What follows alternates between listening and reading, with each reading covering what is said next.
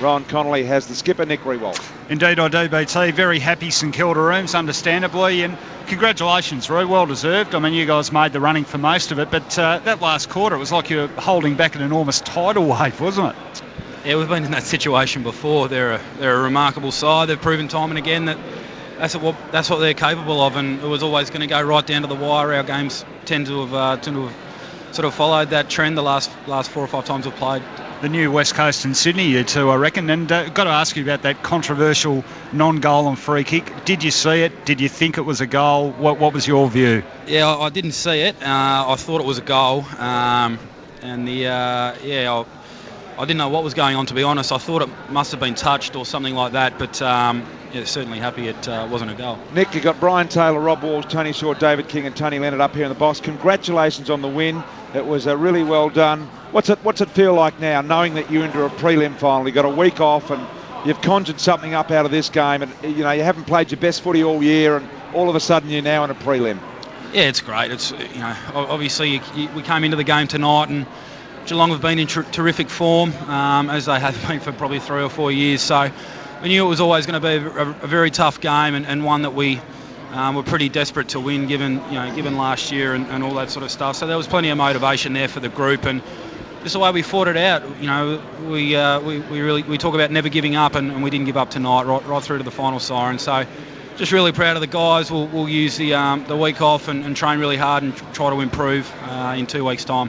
Nick, well done. It was an amazing performance by your side.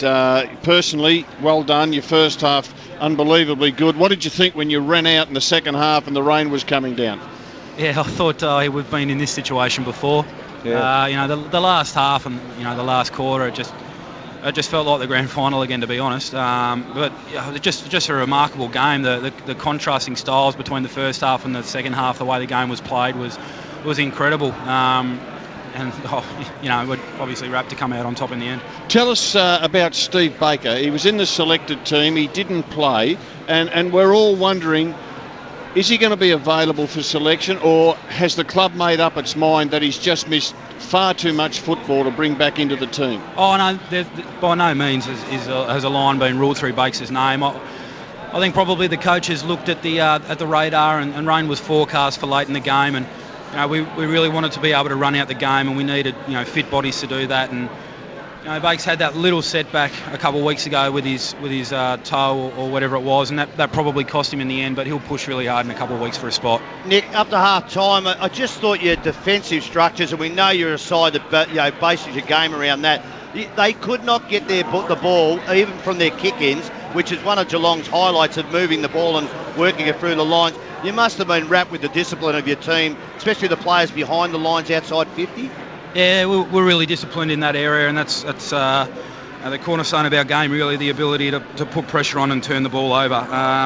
To half-time, we've done that really well, but they just showed, I think they had 60-odd kicks in the third quarter, and they really got away from us. So it was not a 4-quarter effort from that point of view, so that's definitely something to work on. I just mentioned that to the boys during the break, that 20 minutes of the grand final probably cost you.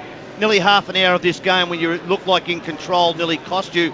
I don't know how you can turn around, because you base your game so much. You probably just got to give credit to the opposition. Oh, that's Geelong, isn't it? They don't need long to hang you. Nah. Certainly watched a few weeks ago against the Bulldogs when they turned it on in a quarter of footy and just annihilated them, and that's Geelong. You just marvel at what they're able to do sometimes.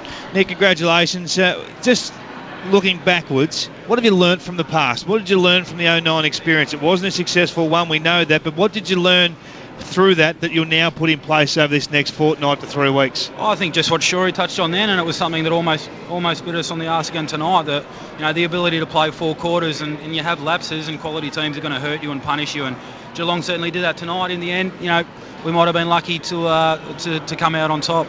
Got to wrap it up there, boys. Sorry, he's got more commitments, but congratulations, Roo, and good luck for the preliminary final. Thanks, guys.